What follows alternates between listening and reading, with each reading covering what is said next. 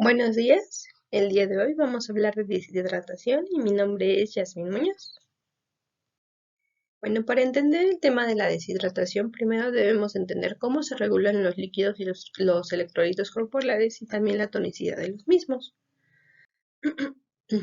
Para poder entenderlo, necesitamos recordar que el agua corporal total va a constituir de un 50 a un 75% de la masa total del organismo. Esta agua corporal total va a disminuir con lentitud entre la pubertad y la adultez. Cuando son recién nacidos, lactantes y niños pequeños, las concentraciones o la cantidad de agua va a ser mayor y conforme vamos creciendo va a ir disminuyendo paulatinamente. Esta agua corporal total se va a dividir en dos espacios, que es el líquido intracelular, que va a ocupar 2/3, y el extracelular, que va a ocupar 1/3. Y también el líquido extracelular se va a volver a dividir en dos, que va a ser el plasma, que es intravascular, y el líquido intersticial. ¿Cómo se componen estos? Bueno, el líquido intracelular va a ser rico en potasio, en magnesio, en fosfatos, en sulfatos y en proteínas, mientras que los componentes del plasma van a ser principalmente sodio, cloro, bicarbonato y proteínas, sobre todo la albúmina. Ahora, el desplazamiento del agua entre el espacio intra y extracelular va a estar determinada por la concentración de los solutos que van a estar activos. ¿Esto qué quiere decir? Bueno, pues el número total de solutos, como ya sabemos, se denomina osmolaridad y se va a relacionar con la concentración de todos los solutos en relación a las partículas que se disocian en una solución. En el plasma, la osmolaridad se va a dar principalmente por sodio, por glucosa y por urea. Ahora bien, cuando la osmolaridad de un compartimento disminuye, el agua se va a desplazar al de menor concentración para intentar igualar las diferencias de osmolaridad. Como vemos en esta imagen, el agua tiende a ir a una solución donde hay menos agua o donde hay más solutos para poder igualar la concentración de estas dos soluciones. También tenemos que la concentración osmolar de una solución se va a determinar osmolalidad con L cuando nosotros lo vamos a expresar en osmoles por kilo de agua, mientras que cuando hablamos de osmolaridad con R, nos vamos a referir al número de partículas por litro de solución y esto lo vamos a medir en osmoles por litro u miliosmoles por litro. Y bueno, la osmolaridad va a describir el número de las partículas que existen en una solución, pero no nos va a decir la composición de las mismas. La OMS nos va a referir que hay una formulita para sacar la osmolaridad plasmática, que es 2 veces el sodio más la glucosa más la urea, y en condiciones normales va a ser en 290 más menos 10 miliosmoles por kilo de agua. Ahora bien, también tenemos otra formulita que nos dice que los miliosmoles por kilo es 2 veces el sodio en mini equivalentes más la glucosa en miligramos entre 18 más el nitrógeno ureico entre 2.8 y más o menos da la misma cantidad de 290 a 310 miliosmoles por kilo. Ahora, ¿cómo se va a regular los líquidos en nuestro organismo? Bueno, pues los reguladores van a ser principalmente la hormona antidiurética, la SED, la aldosterona y el factor natriurético auricular. Esos principalmente son los que nos van a poder estar modulando o regulando el mecanismo de entrada y salida de agua.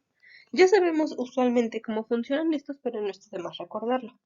Sabemos que la hormona antidiurética se secreta en el riñón, aumenta la reabsorción de agua en la corteza y en los túbulos colectores medulares. Esto conduce a una concentración en la orina. Obviamente, en ausencia de esta hormona hay producción de orina diluida, no hay tanta concentración. Y pues en condiciones normales, la secreción de la hormona antidiurética es regulada por la tonicidad de los líquidos corporales, no tanto por el volumen, sino por el tono, y este puede detectarse a una osmolaridad plasmática igual o mayor a 280 miliosmoles por kilo, lo que decíamos anteriormente de cuál es la osmolaridad plasmática. Bueno, esta osmolaridad es la que va a determinar la cantidad de hormona antidiurética que va a ser secretada. La sed. Bueno, pues la sed, como ya sabemos, es una estimulación fisiológica que ocurre hasta que nuestra osmolaridad plasmática alcanza los 290 miliosmoles por kilo. Si está por arriba de eso, usualmente no tenemos tanta sed. Y bueno, la sed controla un amplio rango de volúmenes y puede surgir en respuesta a la ausencia o a la carencia de hormona antidiurética con una producción acompañante de orina diluida, como suele pasar en los diabéticos que tienen mucha sed y orinan mucho. Pero esta orina va a estar diluida porque no hay tanto presencia de hormona antidiurética. La siguiente es la aldosterona. ¿Qué va a ser la aldosterona? Bueno, como sabemos, se libera en la corteza suprarrenal y esta va a ser desencadenada por una disminución del volumen, este sí es volumen circulante efectivo, y sobre todo la estimulación del eje renina-angiotensina-aldosterona, o bien por un aumento del potasio plasmático. Estas son las causas por las cuales va a aumentar la aldosterona. ¿Y qué va a hacer la aldosterona? Bueno, pues va a estimular la reabsorción tubular renal de sodio en sustitución de potasio y en menor grado de los hidrogeniones. La retención de sodio, ¿qué va a pasar? Pues va a conducir a una expansión del volumen extracelular y la suspensión de liberación de aldosterona. Es así como va a funcionar esta hormona en el mecanismo de la deshidratación. Por último, tenemos el factor natriurético auricular, que sabemos que es una hormona polipeptídica que se va a secretar en la aurícula cardíaca en respuesta a la dilatación de la misma. ¿Qué va a pasar con esta? Bueno, pues se va a encargar de la regulación del volumen y de la presión sanguínea. Lo que va a hacer es que va a inhibir la secreción de renina y la síntesis de aldosterona. Por lo tanto, va a incrementar la tasa de filtrado glomerular y la excreción renal de sodio. ¿Qué va a pasar cuando hay excreción renal de sodio? Pues también se va a ir el agua. Va a proteger contra la expansión excesiva de volumen plasmático en presencia de un aumento en el espacio extracelular. Entonces, cuando empieza a haber más volumen, se secreta este factor e incrementa la excreción de sodio junto con agua. También va a inhibir la vasoconstricción, que es inducida por la angiotensina 2 y la noradrenalina, y en el cerebro principalmente va a actuar disminuyendo el antojo de la sal y va a disminuir la liberación de la hormona antidiurética. El efecto neto como tal del factor natriurético auricular es la disminución del volumen, la presión sanguínea, que van a estar vinculados con la natriuresis y la diuresis. Eso es principalmente lo que va a hacer, pero realmente es algo muy importante que nosotros debemos tener en cuenta. ¿Qué otros factores debemos tener en cuenta cuando hablamos de deshidratación? Bueno, pues obviamente el equilibrio ácido-base. Nosotros sabemos que el pH sanguíneo se va a mantener aproximadamente entre 7,38 a 7,42. Este pH se va a mantener así gracias a la interacción de varios sistemas, como los pulmones, los riñones y algún sistema de amortiguación. El sistema que nosotros conocemos más es el sistema dióxido de carbono bicarbonato, que va a aportar más del 50% de la capacidad amortiguadora de la hemoglobina, alrededor del 30%, y los fosfatos y el amoníaco van a hacer el resto. Este sistema va a interactuar junto con los pulmones, los riñones y los sistemas carentes de bicarbonato para poder establecer el pH sistémico. Ahora bien, el aparato respiratorio va a estabilizar la concentración de dióxido de carbono disuelto en la sangre y los riñones la del bicarbonato. Entonces, los trastornos en el equilibrio ácido-base se van a estabilizar de manera inicial por amortiguación química entre el dióxido de carbono y el bicarbonato. Ahora bien, se van a compensar mediante regulación pulmonar, que es dióxido de carbono, o regulación renal, que es bicarbonato. ¿Cuándo se van a terminar de corregir estas causas? Bueno, pues cuando la principal causa del trastorno se elimine. Mientras tanto, la regulación renal del equilibrio ácido-base se va a llevar mediante la reabsorción de bicarbonato filtrado y la extracción de hidrogeniones o de bicarbonato para igualar la concentración de ácido o base. Usualmente al alcalinizar la orina, el bicarbonato ingresa al riñón y se pierde con esta.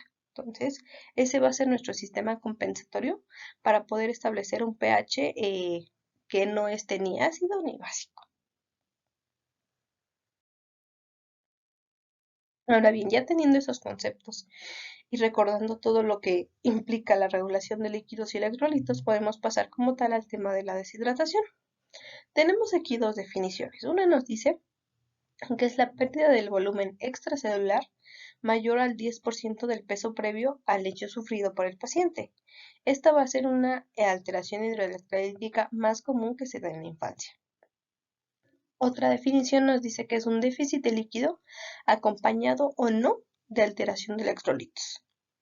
Y nos menciona que los recién nacidos y los lactantes obviamente son más susceptibles porque tienen mayor cantidad de agua corporal en la superficie y menor capacidad de regulación.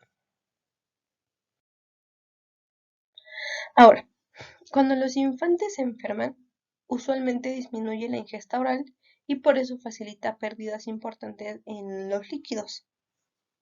A edades tempranas, recordemos que los mecanismos renales de concentración todavía no están bien funcionantes. Entonces, conservan agua en grandes cantidades y la fiebre puede aumentar la necesidad de líquidos porque los hace perder mayor cantidad de agua. Esto se da principalmente en los meses más calurosos de verano y se va a asociar con deshidratación grave, daño cerebral e incluso muerte.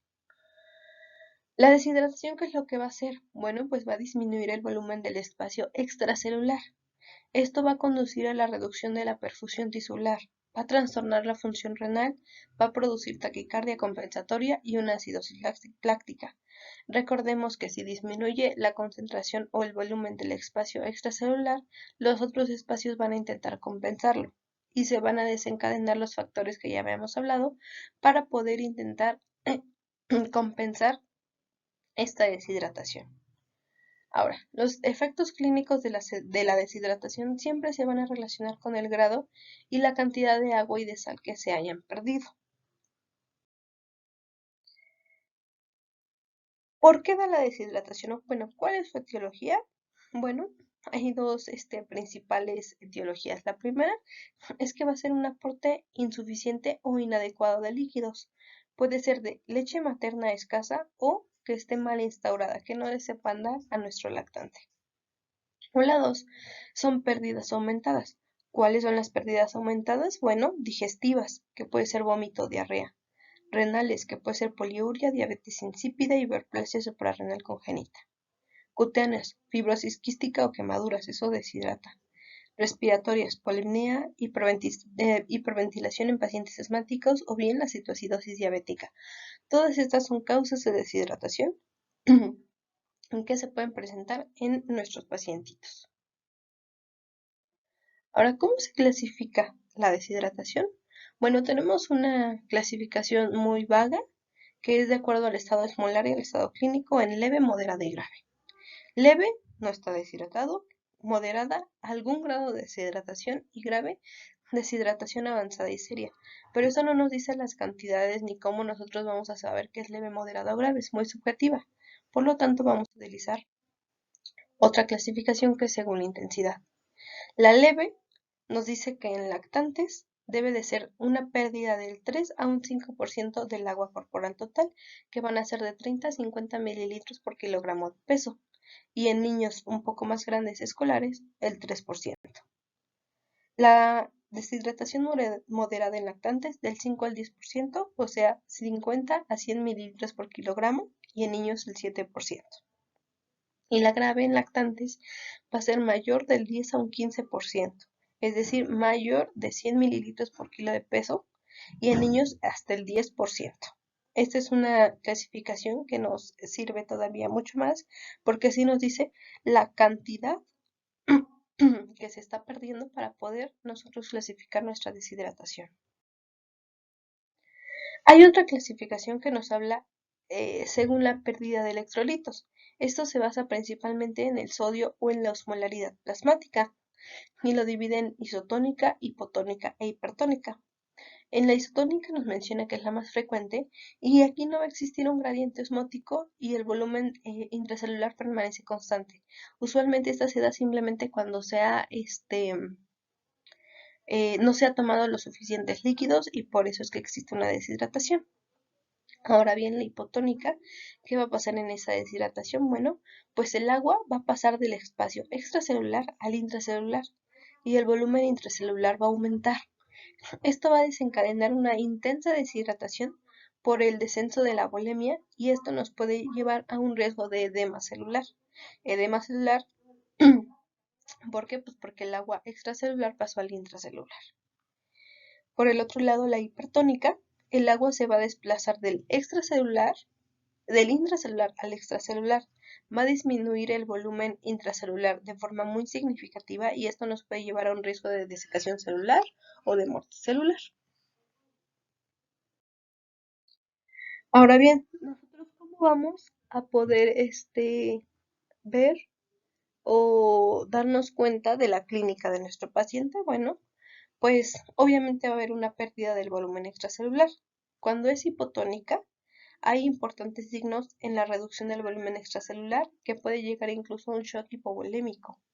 Los ojos hundidos va a ser uno de los signos clínicos que va a mejorar después de la rehidratación. Casi automáticamente después de que nosotros lo rehidratemos, este signo va a desaparecer. Pero en este tipo de deshidratación, la turgencia cutánea va a ser difícil de valorar en niños con malnutrición o en los recién nacidos pretérmino. Y también en la deshidratación hipertónica va a haber menos signos de deshidratación. Va a haber una piel caliente y pastosa, pero va a haber una mayor clínica neurológica por una deshidratación neuronal. Puede haber fiebre, letargia, hipertonía, hiperreflexia e incluso convulsiones. Ahora bien, para la deshidratación, que no es ni hipo ni hipertónica, tenemos aquí una tablita que nos habla muy bien de el signo y a qué estadio correspondería. Por ejemplo, pérdida de peso.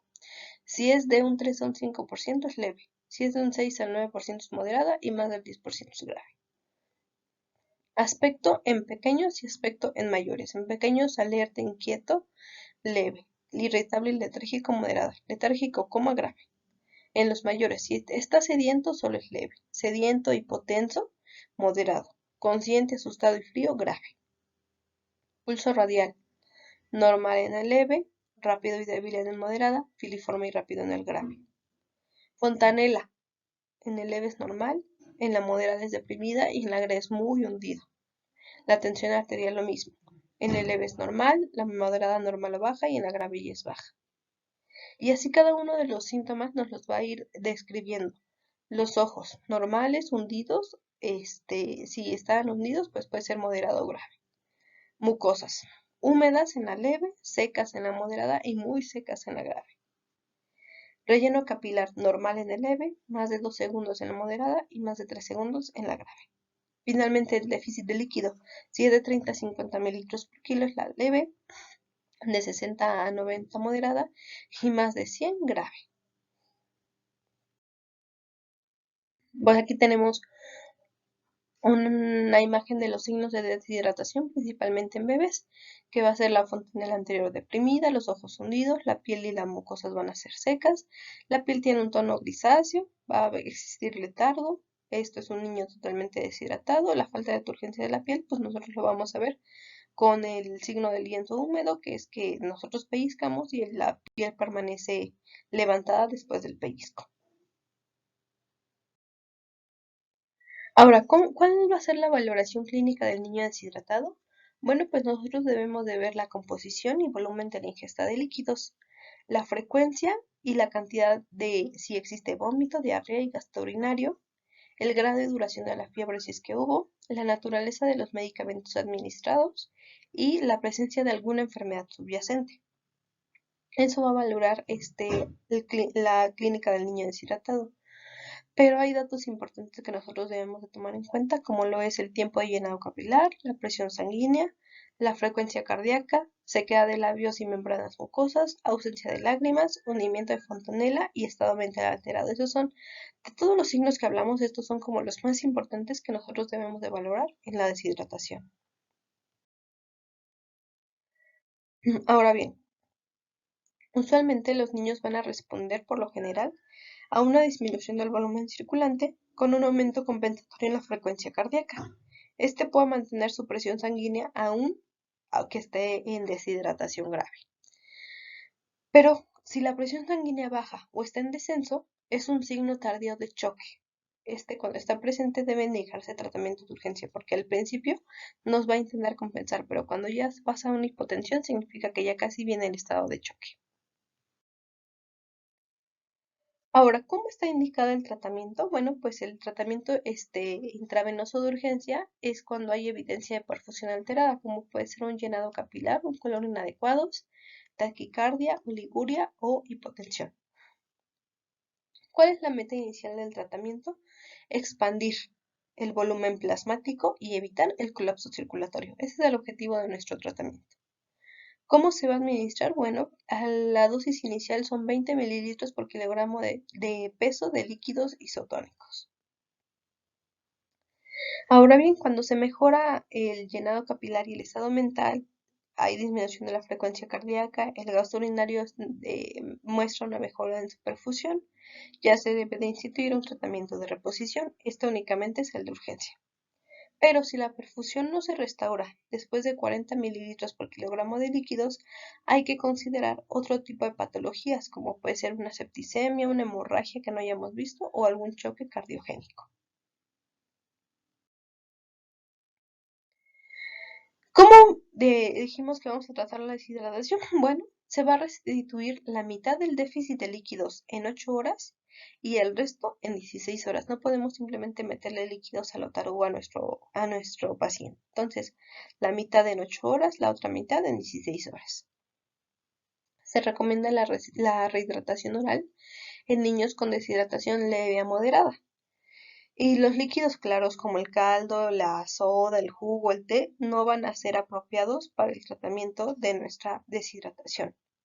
Deben administrarse porciones pequeñas con frecuencia de 5 a 15 mililitros, en total 50 mililitros por kilo en 4 horas en la deshidratación leve y hasta 100 mililitros por kilo en 6 horas en la deshidratación moderada. ¿Cuándo va a estar contraindicada la rehidratación oral en niños? Bueno, pues va a ser cuando tengan niveles alterados de conciencia, dificultad respiratoria y que no puedan beber con seguridad.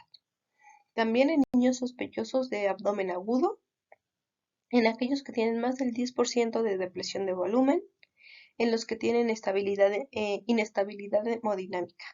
Y en el caso de la hiponatremia grave, o hipernatremia grave también, la hiponatremia grave menor a 120 miliequivalentes por litro y en la hipernatremia mayor a 160.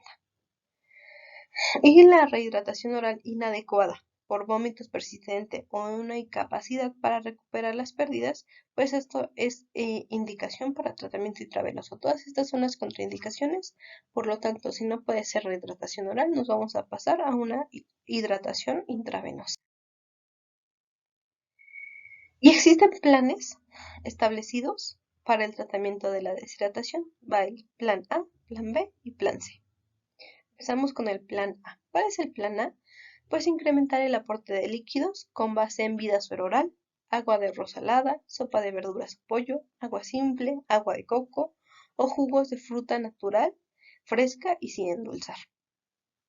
Deben evitarse las bebidas gaseosas o los refrescos, los jugos de frutas comerciales, los tés endulzados, café y las bebidas para deportistas.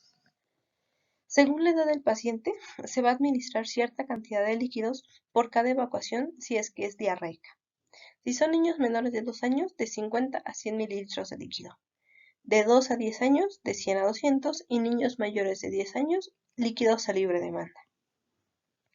2. Va a haber un suplemento de zinc de 10 a 20 miligramos al día durante 14 días. Y 3, continuar con la alimentación habitual del paciente. Ese es nuestro plan A para el tratamiento de la deshidratación. Nuestro plan B, ¿cuál es? Bueno, pues este se va a calcular multiplicando 75 por el peso del paciente en kilogramos.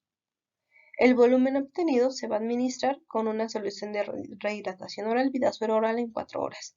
Pero ¿qué pasa si no conocemos el peso del paciente? Bueno, pues lo vamos a estimar y con base en la estima del cálculo vamos a calcular nuestra cantidad de líquidos.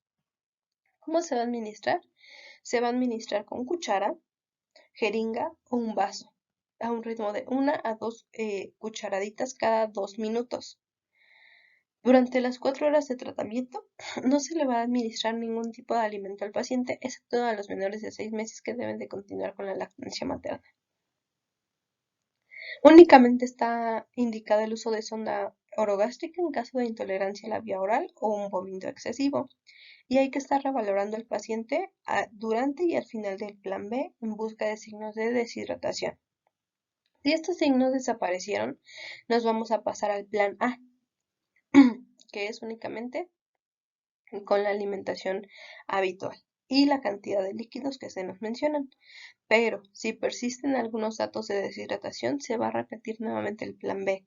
Y si nuevamente presenta datos de deshidratación grave, se va a iniciar el plan B, que lo vamos a ver en un momento. Pero ahora bien, ¿cuáles van a ser las contraindicaciones del plan B? Bueno, pues distensión abdominal por hilio paralítico o antecedente de uso de leporamida o una mala absorción de glucosa. Si están estas, entonces nos vamos a pasar directamente al plan C. ¿Cuál es el plan C? El plan C ya es hidratación intravenosa y este se va a administrar 100 mililitros por kilogramo por dosis de solución Harman para poder expandir el volumen y se va a revalorar al final del plan en busca de signos de deshidratación y seleccionar el plan a seguir. Si ya mejoró este, podemos pasar al plan B y después del plan B al plan A.